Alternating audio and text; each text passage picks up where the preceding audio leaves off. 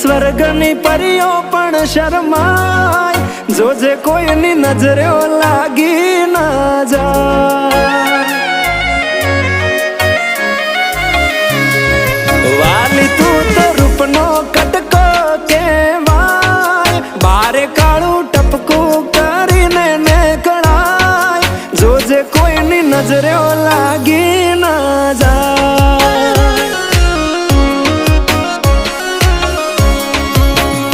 હો આવું રૂપ મેં તો પહેલી વાર જોયું, તને જોઈ તારા મન મારું